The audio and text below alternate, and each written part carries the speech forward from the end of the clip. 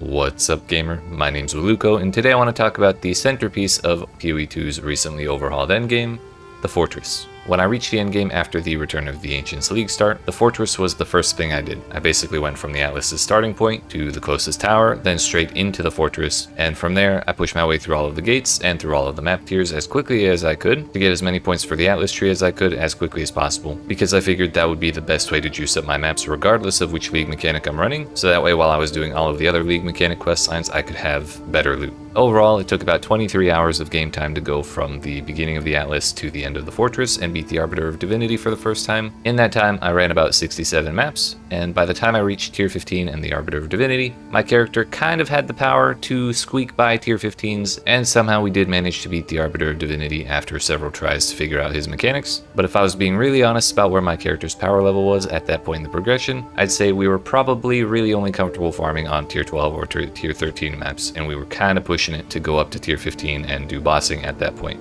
So overall, I don't really regret going through the Fortress first, because the Atlas points really were helpful for juicing maps after the fact. However, if I were to do anything differently next time, it would probably be being more willing to step out of the Fortress and go start some of the other quests a little earlier. In this case, when I realized my character would have been more comfortable at Tier 12 or Tier 13, I could have just kept running Tier 12 and 13 maps out in the other league mechanic quest lines and gotten stronger, gotten more currency, gotten more gear, and then when we got to the bosses of the Fortress, we would have been way more comfortable than I was in these runs. After seeing the whole thing, and even though I struggled through the later parts of the Fortress, I do think it's a really good addition to the game. It made the pinnacle bosses feel a lot more accessible, and I think it did a really good job of demonstrating how they work and how to get access to them and all that. One thing in particular I really liked about the Fortress is that when you beat the Arbiter of Divinity for the first time, you get the option to unlock a big chunk of the Atlas points by automatically completing a big chunk of the maps in the lower parts of the Fortress. At first, when they explained that, I thought it was kind of weird. Like, I thought when you killed the Arbiter of Divinity for the first time, you were supposed to get all the maps. So I was a little bummed when I only got a section of them. But after thinking about it for a while, I actually think it's a really good thing to give you the satisfaction of watching all those maps unlock, giving you all the Atlas tree points for them,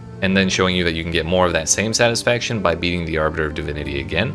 So when you're going through the Fortress from the beginning to the end for the first time, you make your way up through all the tiers, you get to the last boss, you beat him, you get that big sense of accomplishment, and then it's very easy at that point to say, okay, I've won. I'm done, I'm satisfied with the endgame, which is actually something the developers said they wanted players to feel, and so that's totally fine, but giving you a reason to go fight the Arbiter of Divinity like 4 or 5 extra times after that, it's like showing players another route at the end of the path, you know, it's like, do I end the game or do I want to keep going and unlock even more of this stuff? So that particular detail at that exact moment in each character's journey, I think will actually have a dramatic impact on many players' decision making, on whether they want to feel satisfied with what they've accomplished, say I'm done for the league, I've beaten the endgame and all that, or they see the ability to unlock the rest of the Atlas tree as like a longer standing goal to give them direction for further things to do in the endgame. And I think that's really cool. So I'm glad that's the way it works. My final verdict on the Fortress is that I like it a lot.